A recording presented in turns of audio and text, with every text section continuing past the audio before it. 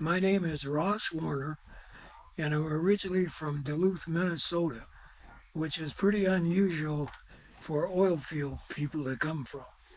And how I got into this organization or this business is kind of long. I I graduated from high school in '49. I went to college, and we uh, participated in the Marine Corps Reserve. And after I got out of college in '53, I uh, joined the active Marine Corps. And to make a long story short, I ended up at Camp Pendleton, and then I was shipped overseas. And I returned to the United States in 1950, December 1955. And I had no idea exactly what I was going to do in the future at that time, but I had seen an advertisement in the Marine Corps Times that was advertising for employees at a company called Schlumberger. And I didn't even know how to pronounce Schlumberger. And so I hadn't been home for Duluth for many, many years. So on my way back to Duluth to visit my parents, I stopped in Denver and visited this organization and spent a couple of days recruitment type. And they said they were going to hire me. And I said, well, when do I need to go to work? And I want to go see my parents. So I went back to Denver around January 1 of 1956. And the gentleman who was in charge of the Rocky Mountains, I had a big map on the wall. And they had locations from Montana to Farmington, New Mexico. And he goes across the map and he says, Warner, he said, where I'm going to send you is a place called Sidney, Nebraska. And I kind of mentally I said, Sidney, Nebraska? That's not in the Rocky Mountains. And so I went out there, uneducated, unknowledgeable, and started working for Schlumberger and trainee and what have you. And it was I worked my way west. I worked at a place called Kimball. I ended up in the Rocky Mountains, working in various places from Cutbank, Montana, to Farmington, New Mexico, and then I ended up in 1967 in California. I got transferred there to a computer center, and I spent a couple of years at the computer center. And during that time, during my field experience, I had developed a specialty for Schlumberger, and boom was on in Alaska in the Cook Inlet. There were 13 platforms active, and they got up to about 250,000 barrels a day.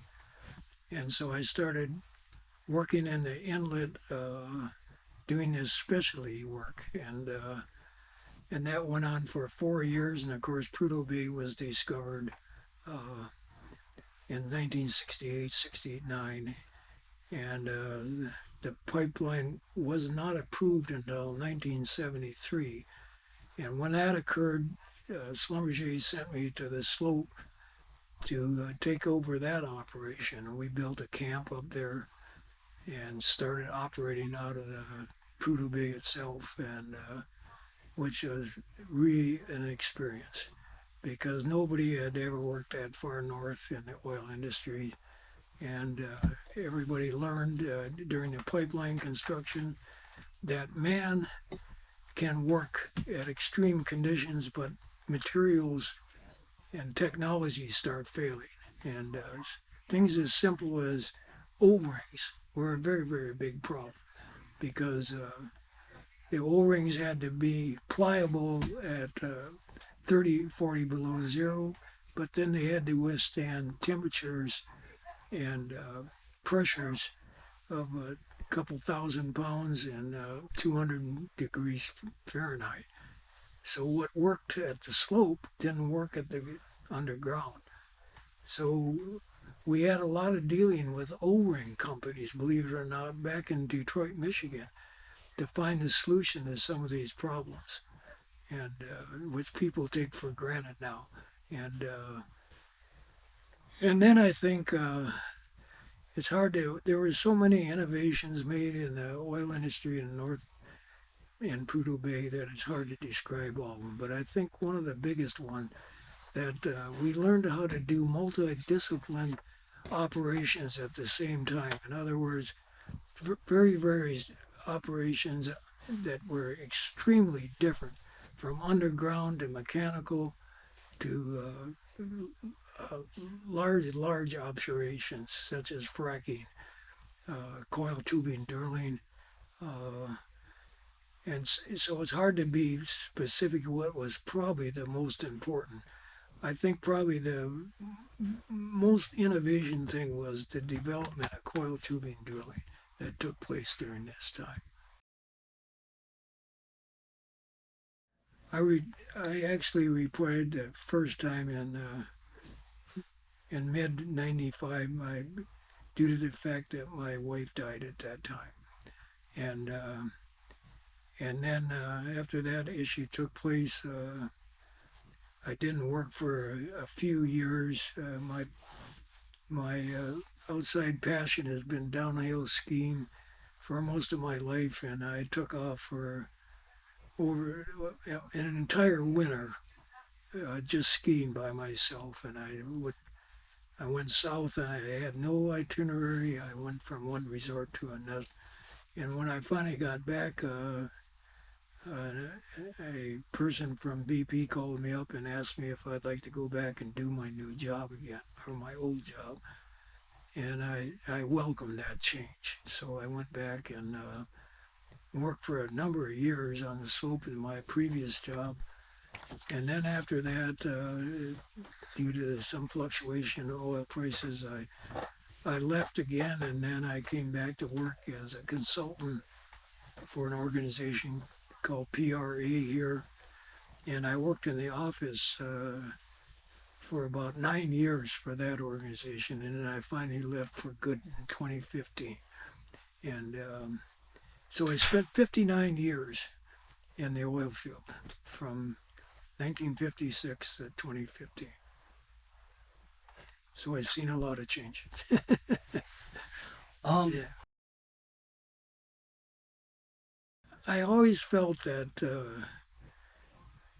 the oil industry is filled with people that aren't lackadaisical. They say, lead me to the job, I'll take care of it, and I'll do it in the best possible way. And and I think that's a plus that workers in the oil field enjoy, and they gravitate to it. There's people don't lay back. They they say, lead me to the job and I'll fix it and I'll make it work. And I think it's always been there, and I think there's a real enthusiasm. And I can't say that I really saw that culture change very much during my career.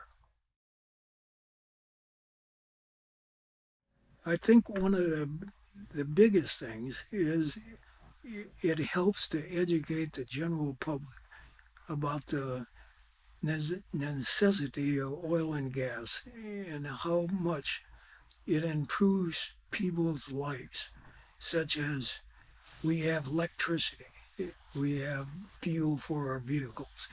And I think that that needs to be carried forward so people are aware of the fact that it is a contributing factor to making society a better place for us to enjoy.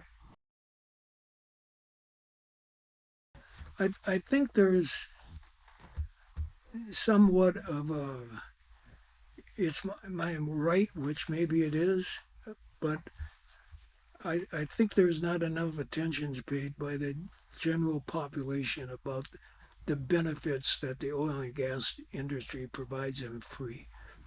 And I think that's important because, and I realize that the actual operation is a long ways away. It's not like we can go out and look at the people that run buses or the policemen that take care of our needs, and and so it's not in our backyard like so many other places.